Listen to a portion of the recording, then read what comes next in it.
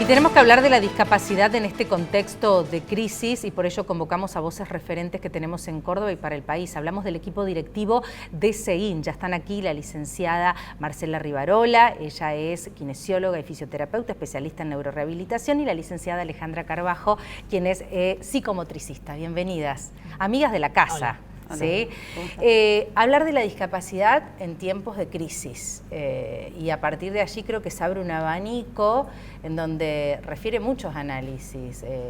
¿Quién quiere empezar? Marce, te miro así porque las dos están ahí, lo hablamos en producción. ¿Hay una crisis, se siente, y cómo afecta la discapacidad? Primer pregunta para ambas. Sí, la crisis en realidad yo creo que se siente desde todo punto de vista. Y la discapacidad vista desde una perspectiva de la salud, como la salud misma está atravesando una crisis como lo atraviesa todo nuestro país, desde lo económico. Si lo vemos desde lo económico, ¿no? Puntualmente, pero si lo vemos desde otros aspectos, y hay otros aspectos tal vez positivos para mirar y para considerar en este tiempo, porque si no es una mirada totalmente sesgada a lo que no, y como SEIN tiene un posicionamiento hacia el sí, hacia al que se puede, no hacia lo que no se puede. Entonces obviamente que estamos atravesados por una crisis importante desde lo económico desde ya hace mucho tiempo, porque las prestaciones no son reconocidas tal vez como deberían de ser, no porque no sean reconocidas, sino a veces en los tiempos de pago, en los montos, en las actualizaciones. En las actualizaciones sistemáticas que están establecidas por ley y tal vez no se respetan, o a veces no es suficiente. Alejandra, ¿qué opinión te merece esta situación? Sí, yo creo que esto de que estamos en crisis, yo diría que la discapacidad siempre ha tenido tiempos difíciles. Para nosotros nunca ha sido fácil, para las personas con discapacidad no ha sido fácil, para las familias de las personas con discapacidad no es fácil, y precisamente las familias son las que han movido mucho la sociedad, la problematización y hasta llegando a proponer proyectos de ley. Entonces me parece que por ahí eso es lo bueno que tiene, pero realmente es un esfuerzo muy grande, porque por ejemplo una de las propuestas que hay es discapacidad en agenda, que es algo que se le pide a los políticos, se les pidió a los precandidatos, se pide ahora en el balotaje, que los políticos pongan en agenda el tema de la discapacidad.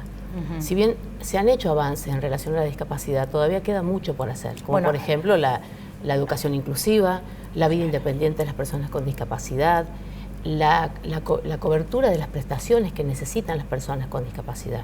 O sea, es que estamos muy lejos, ¿no? Uno siente que caminan, ustedes son referentes, digo, arrancaron hablando de discapacidad en Córdoba cuando todavía un centro de discapacidad, cuando todavía no era común, no voy a usar la palabra normal, pero no era común hablar de eso, por eso digo, tienen la palabra autorizada. Claro, nosotros ponemos en marcha toda una institución, y realmente las personas que nos dedicamos, las prestaciones, los prestadores que nos dedicamos a esto, realmente llevamos mucho tiempo trabajando y realmente ahora está muy difícil. ¿Saben que tengo miedo como periodista en esta propuesta de que los políticos lo incorporen en agenda y demás? Tengo miedo que se vulnere la palabra discapacidad y que empiece como, sí, está en agenda. De hecho, el discurso que hizo Massa cuando terminó la elección del domingo ya hace varios días aquí en la Argentina, pasando a balotaje, él habló de la discapacidad, lo puso en agenda, fue el único candidato que habló de esto. Ahora bien, del dicho al hecho. Claro, y se piden propuestas. Claro, que no se romantice y que no quede en el aire, ¿no? ¿Es mi miedo o es el de todos? Es de todo. Claro. De todo. Me parece que hay un uso a veces en ciertos momentos y de ciertos sectores, pero que después queda en la nada. Por eso vuelvo a decir, son los padres, son las familias. Hay otra propuesta que es una ley que ya está en diputados, que es para que todos los docentes reciban formación obligatoria, gratuita, para sensibilizar, concientizar y generar un buen trato hacia la persona con discapacidad, un trato adecuado sería, y no discriminatorio. Un trato adecuado y no discriminatorio. Si pudieses definírmelo más a eso, Marcela, ¿cómo sería?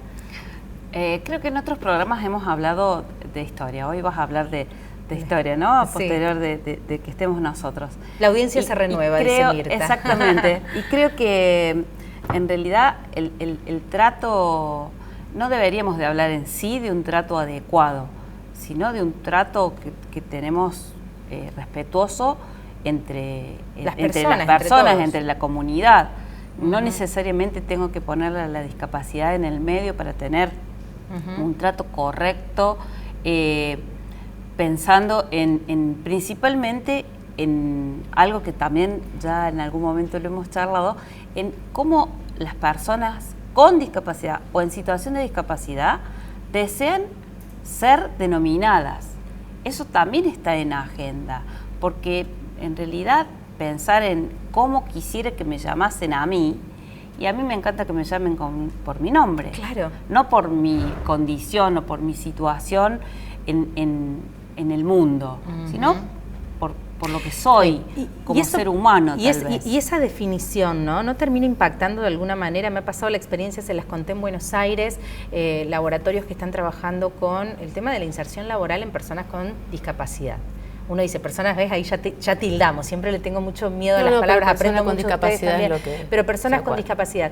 Y de pronto la inserción laboral que no se cumple. Estamos teniendo más del 60% de chicos, de adultos con discapacidad preparados, perfeccionados, que han estudiado, y no encuentran esta posibilidad. Por eso se habla, y es perfecto lo que dice Marcela, pero en este sentido, o sea, el trato adecuado tiene que ver con no discriminar, por ejemplo, madres que van por 36 escuelas en las que le dice que no. Porque la escuela no está preparada. Niños que están dentro de la escuela y le dice que si no viene la docente integradora no puede asistir, o que tiene que ir con acompañante terapéutico los 5 días. El trato adecuado pide que sea entendido, no como algo que le pasa a ese estudiante o a esa persona, sino algo que pasa en la escuela, que se puede abordar desde un montón de estrategias, desde una mirada más amplia y desde una amplitud en entender que todos tienen que tener posibilidades. Esto que ustedes están diciendo, y yo soy testigo y lo puedo afirmar, me lo dijeron en 2015 cuando yo estaba en otro canal. 2015, escuchen esto, ¿no? Y de allá acá seguimos pidiendo, pero ¿por qué no cambia esta situación? Porque tiene que ver principalmente con políticas no partidarias, sino con políticas reales llevadas adelante. Y si bien hay muchas intervenciones, como mencionó Alejandra, hay avances, porque si no nos quedaríamos como en el pasado. Hoy hay reconocimiento, hay espacios, pero no son suficientes, y sigue existiendo esto de la traba, el o la persona con discapacidad y la persona, o sea, la diferencia, como si fuese inclusive desde el uso de las palabras. Por eso hoy también, y desde hace ya mucho tiempo, no es de hoy, se comienza a pensar o a repensar la discapacidad desde muchos ámbitos. Y obviamente que las políticas institucionales, las políticas de un país, nacionales, provinciales, municipales, institucionales, de las empresas, tienen que tener esto no como un cliché, sino como una realidad.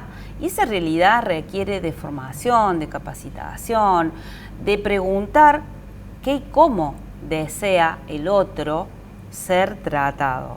Claro. Más allá de que sea imposición, hay cosas que a veces, si no son impuestas, o si no son reglamentadas por una ley, no se hacen. Exacto. Entonces, y hay reglamentaciones escritas que tampoco se respetan. Sí, ese es ahí ese caminito. Decime, Sí, no quiero perder esta oportunidad porque hay muchísima gente que está trabajando muchísimo. Hay paros propuestos para los prestadores de discapacidad. Hay paros. Ya han habido 3 carpas blancas en la Plaza de Mayo. Para el 1, 2 y 3 de noviembre hay gente que se va a encadenar, que son prestadores y son familias de personas con discapacidad.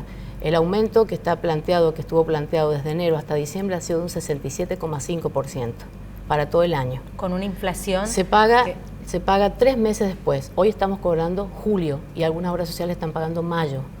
O sea, hoy si nosotros nos vamos de acá sin decir que está todo mal, porque los prestadores son madres, son padres, son jefes de familia y no están cobrando. O sea, que hoy se cobre julio en la realidad del país que tenemos que no se ponga en agenda y que no se piense que esto tiene que ver con la posibilidad de generar un mundo o un país que dé posibilidades y derechos plenos a todos, ¿no? Y no algo que sea, la discapacidad será opcional, ya veremos.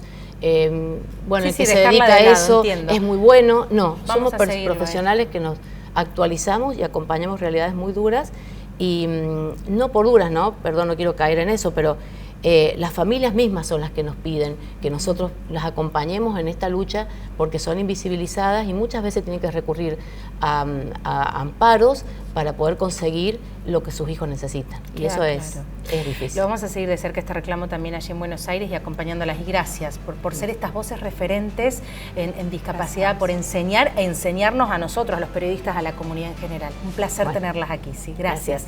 A ustedes que están del otro lado se quedan 40 años de democracia. Hay que celebrarlo, hay que recordar y hay que seguir, por supuesto, trabajando por esta democracia que tanto nos costó. Ya volvemos con más.